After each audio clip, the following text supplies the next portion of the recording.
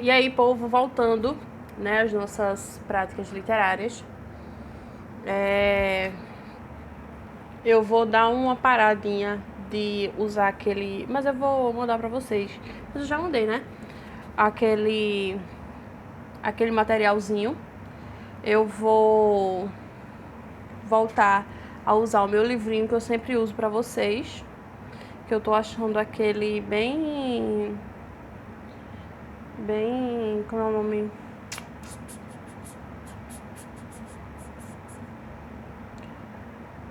Bem completo, né? Mas eu vou completar ele, vou pegar esse livro e eu mesma vou fazer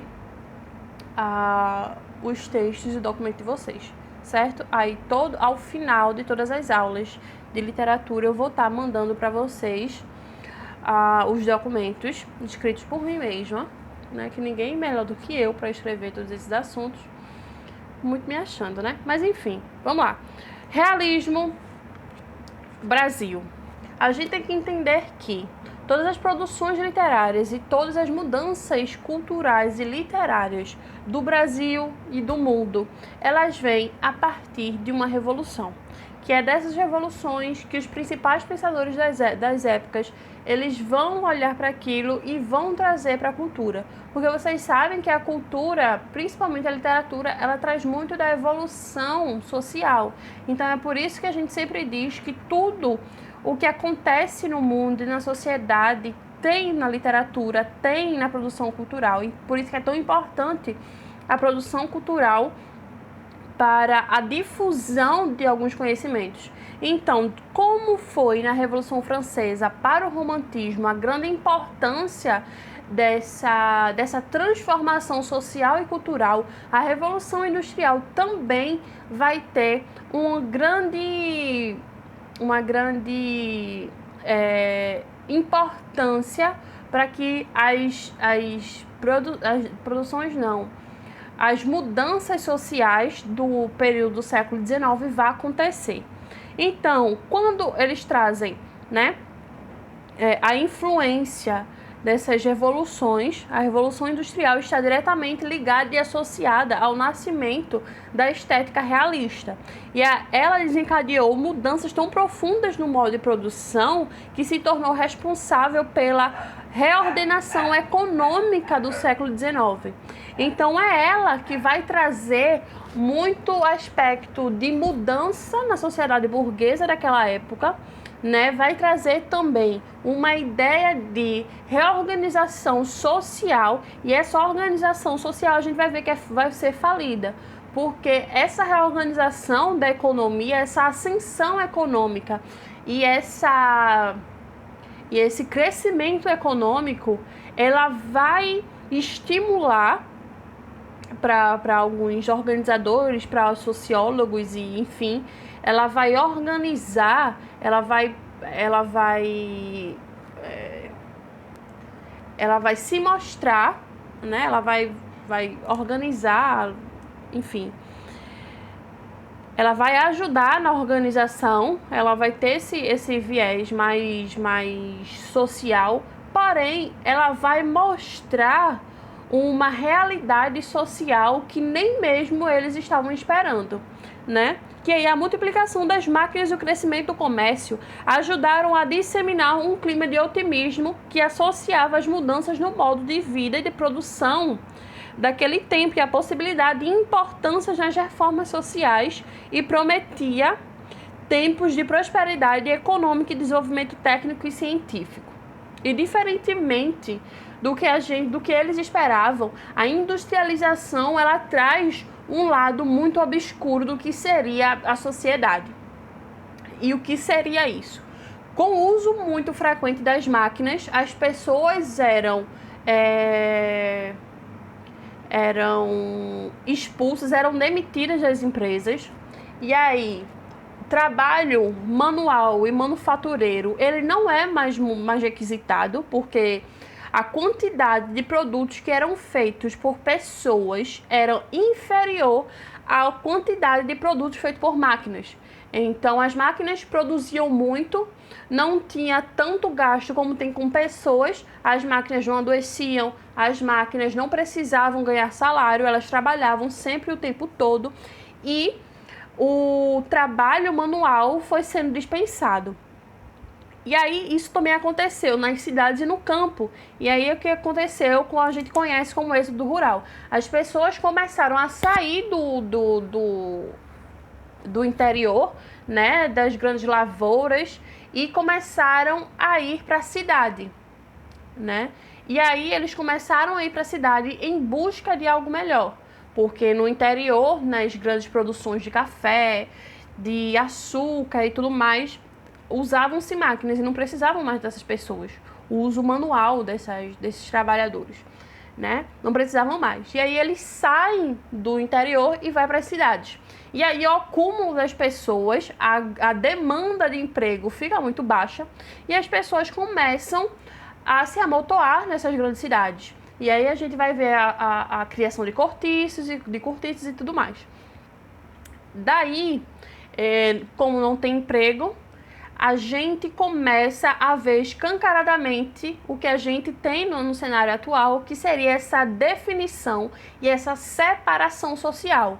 O rico, sempre rico, o burguês, ele continua na sua busca pela ascensão e começa a ascender socialmente, e o proletariado, que aí sempre trabalhando, sempre movimentando a economia, mas nunca enriquecendo.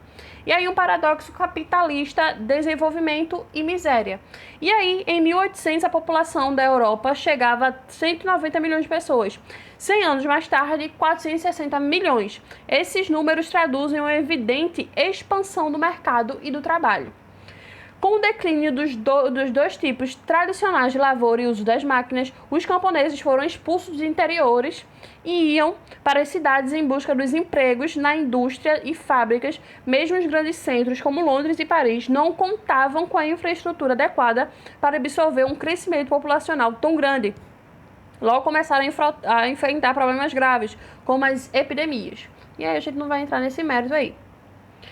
E aí, com todas essas transformações, transportes e grandes máquinas, a gente tem a luta de classe de Marx, né? E aí a gente começa a produzir mais estudos sociológicos, que aí mais tarde a gente vai ter dentro da literatura também esse aspecto e essa divulgação das ideias marxistas e de Darwin, que a gente já viu semana passada, né? Karl Marx revolucionou o pensamento de seu tempo ao lançar as bases teóricas para a nova organização social. Interessados pelos processos históricos, procurou identificar no estudo das relações de trabalho e de produção os fatores que determinavam as condições de vida de seus contemporâneos. Juntamente com Friedrich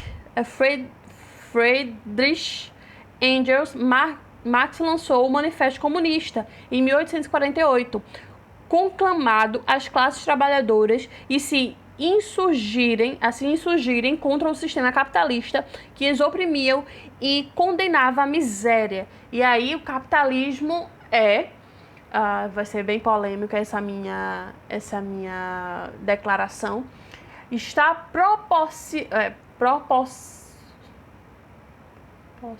proporcionalmente ligada à desconstrução do que seria a ascensão das classes mais pobres, está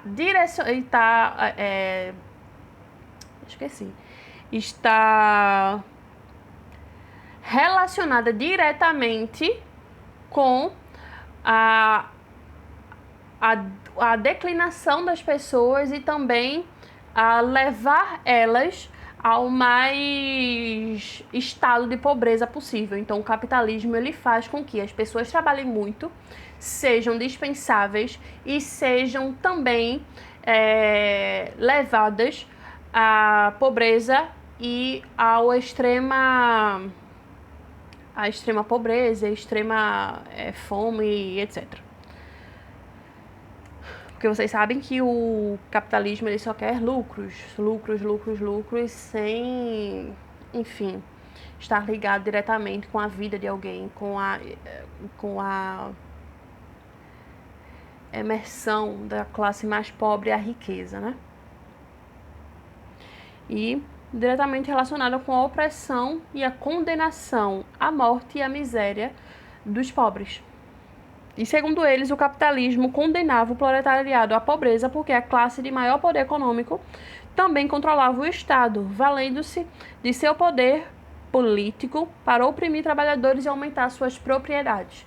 E aí, proporcionalmente, né? Enquanto eles enriquecem, os pobres sempre vão sendo mais pobres e levados à mais extrema pobreza. E acreditavam-se que a sociedade relutante da revolta dos proletariados seria mais igualitária. As pessoas livres trabalhariam em conjunto pelo bem comum e era esse o sonho comunista que prometia uma vida mais digna e justa para todos os cidadãos. E aí o realismo, a sociedade no centro da literatura. E aí, diferentemente da terceira geração do romantismo, a gente vai ver aí uma luta de classe e uma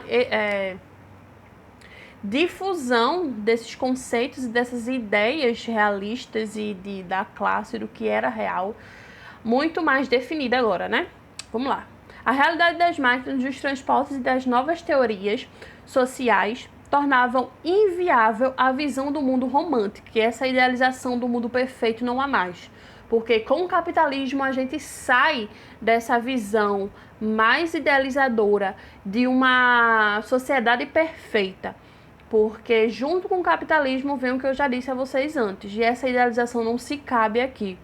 Com o mundo se projetando cada vez mais sombrio e cada vez mais avassalador, essa ideia de idealização romântica não há, que projeta o indivíduo e em seus dramas sentimentos no centro do universo. Os artistas, como pessoas de seu tempo, procuraram um novo parâmetro de interpretação da realidade. Foi assim que o objetivo ocupou o lugar do subjetivismo romântico e a valorização desmedida da emoção foi abandonada.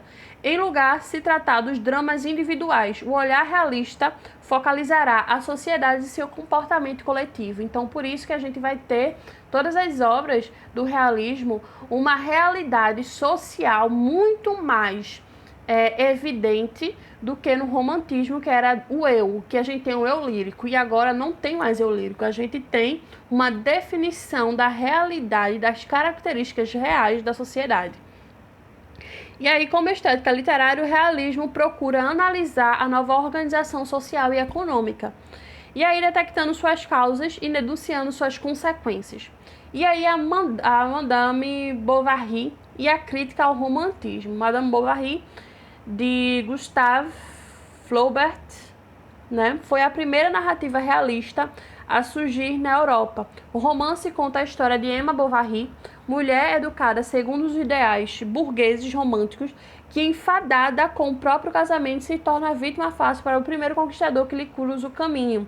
O destino de Emma é a morte. Dessa forma, Flaubert aponta a morte da visão romântica, ao mesmo tempo que critica o modo impiedoso e a falsidade da sociedade burguesa em sua obra. E aí, como eles já vinham fazendo essa desconstrução eu falei para vocês, eu acho na sala, né, eu falei sobre Senhora, que é uma desconstrução, se a gente for analisar, a desconstrução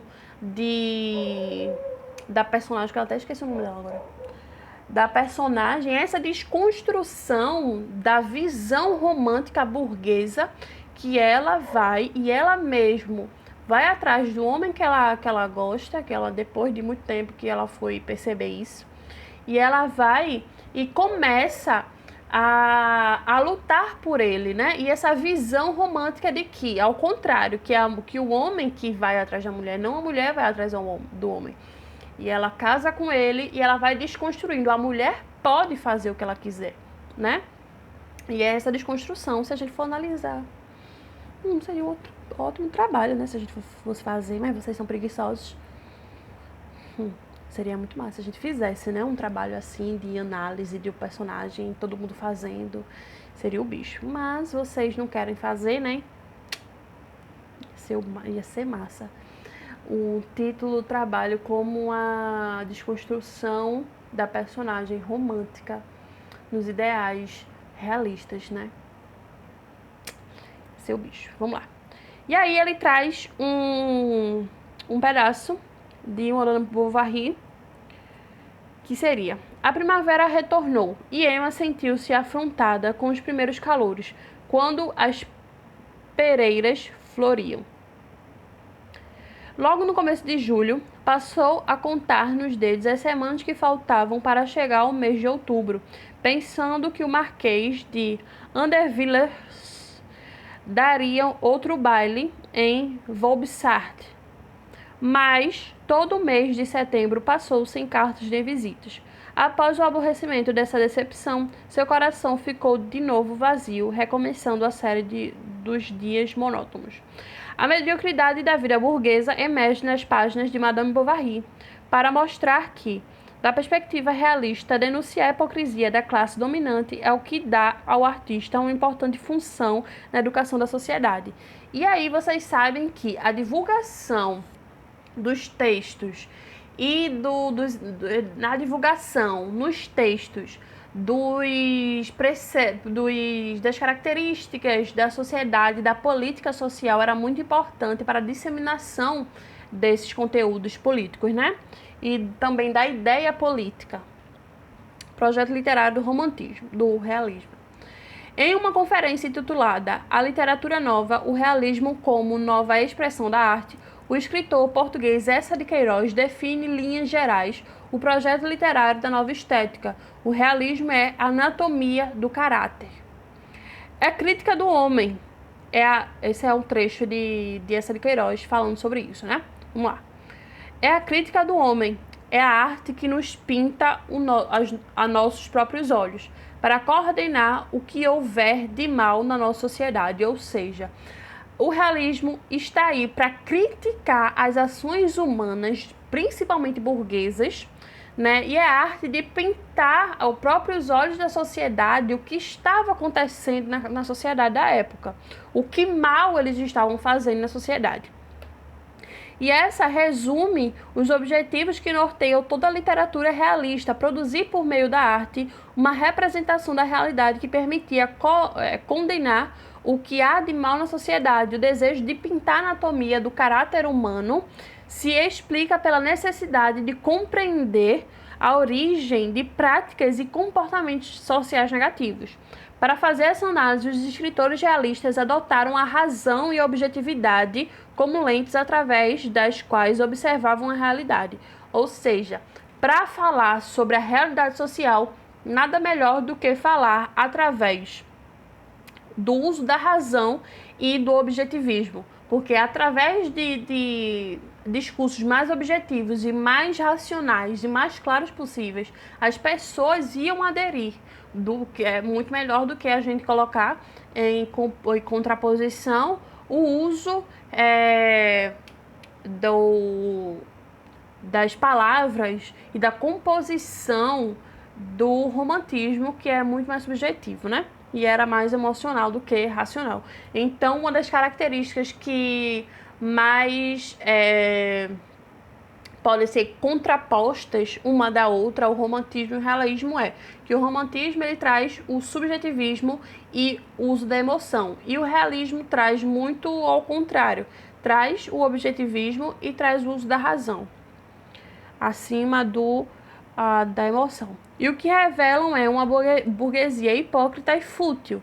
Hipócrita porque antes eles estavam lutando por uma ascensão social e igualdade, e agora eles não querem mais igualdade. Com a Revolução Industrial, eles focaram mais no econômico, na economia, na ascensão econômica deles, para uso deles, trazer uma classe trabalhadora e proletariada para baixo e sempre para baixo como forma de servidão, que aí, quanto mais pobre eles estariam mais adeptos sem acesso à educação e tudo mais, eles estariam mais adeptos a trabalhar por muito pouco, senão morriam de fome. Então, essa contraposição, ou você morre de fome, ou você vem trabalhar para mim, mas você não vai ter tanta ascensão assim. E aí eles tomam todo tipo de poder. Eles estão no parlamento, eles estão na Câmara, eles estão na presidência. Então, eles controlam essa organização social, e é o que acontece hoje. A burguesia, a ascensão sempre, está sempre no poder. Eles que vão controlar, né, a sociedade. E aí é isso que os autores realistas estavam querendo trazer, colocar na literatura, colocar nas obras de arte o que eram os hipócritas, né? Como eles eram hipócritas.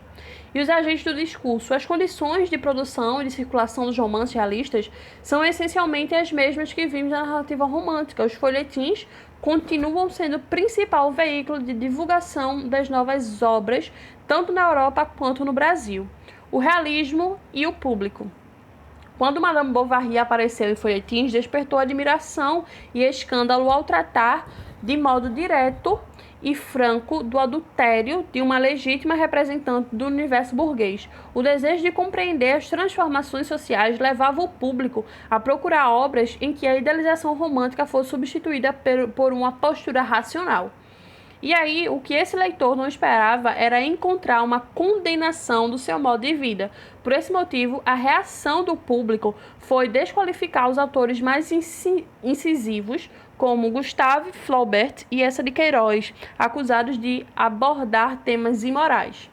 E aí, no Brasil, Machado de Assis também espantou o público após a publicação do seu romance mais ousado, Memórias Póstumas de Brás Cubas. A causa do espanto, porém, era outra. A estrutura dessa narrativa rompia todas as expectativas do seu leitor acostumado a romances românticos. A história de vida de um membro da elite brasileira que resolve escrever suas memórias para combater o tédio da vida após a morte.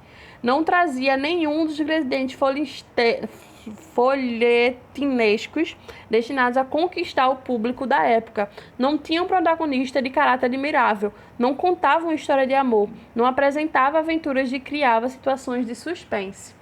E aí, é maravilhoso esse livro. E aí, nos dois casos, a reação dos leitores, críticos e leigos, registra o impacto dos romances realistas em um público habituado a estruturas das narrativas românticas. Para enfrentar esse problema, Machado de Assis estabelece, desde o início de suas obras, um diálogo constante com o leitor que ganha características definidas. Era cínico, era sensível, reage às situações vividas pelos personagens. Fica indignado com o narrador. Por trás desse jogo de cena há um objetivo: conquistar a simpatia dos leitores ao provocar entre eles e as personagens e os narradores dos romances que escrevia uma espécie de identidade. Machado de Assis tem consciência que está escrevendo para um público consumidor de literatura e não para uma plateia passiva e fiel. Por esse motivo, seus narradores deixam de dirigir os leitores universais de perfil vago.